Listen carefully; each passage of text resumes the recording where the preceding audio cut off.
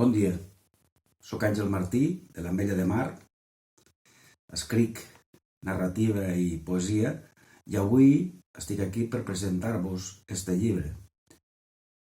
L'últim llibre de narrativa que vaig escriure, que es diu De part certa, de l'editorial Fanés, que podreu trobar per suposat a la web de llibres d'autor o a qualsevol llibreria.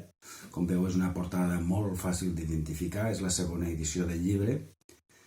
I este llibre, doncs, conté tot un seguit de relats curts que ens volen fer pensar una mica en la vida, no?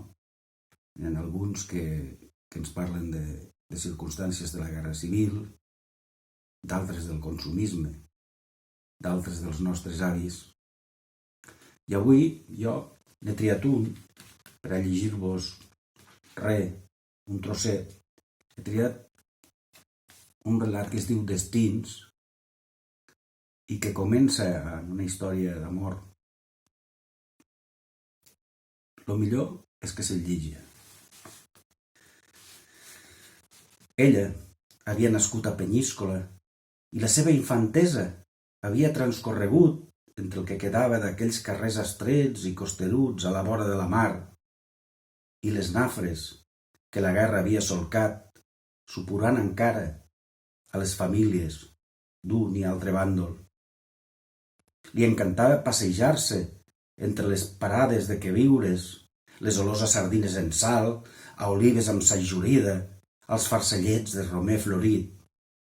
Però sense cap mena de dubte, l'olor que més enyorava era el d'aquells immensos bacallars secs que penjaven de l'aixopluc de la botiga del senyor Paco.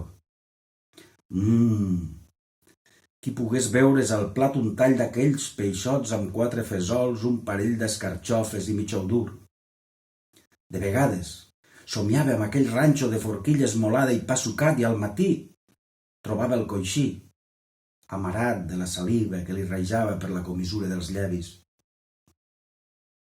Tot i els temps convulsos, el fet que el Josep, el pare de la Montse, des del primer moment s'hagués posat al costat del bàndol nacional, feia que la família no passés massa necessitats.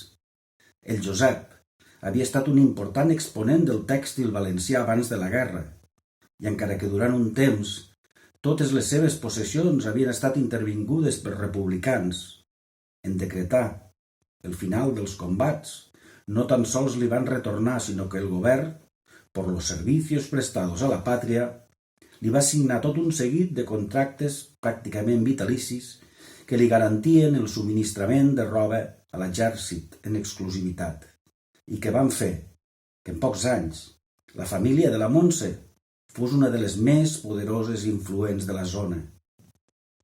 Però en aquesta ruleta que és la vida, ni tot es pot controlar, ni de vegades tot és el que sembla, i menys quan parlem d'un amor verge i pur que desperta entre els somnis de jovenesa. Així doncs, per ser honrats, hauríem de dir que la seva passió per les olors del bacallà i les seves salivacions nocturnes segurament tenien algun detonant més que no pas el desig d'un bon àpat.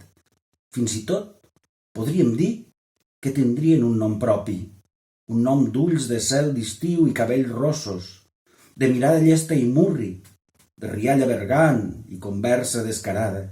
Fins i tot ens atreviríem a dir que també es deia Paco, com el seu pare, i que, curiosament, sempre solia estar ben a prop dels bacallans que somiava la Montse. Este és un bocinet que no us revelaré al final d'aquests contes de part certa de l'editorial Fanés.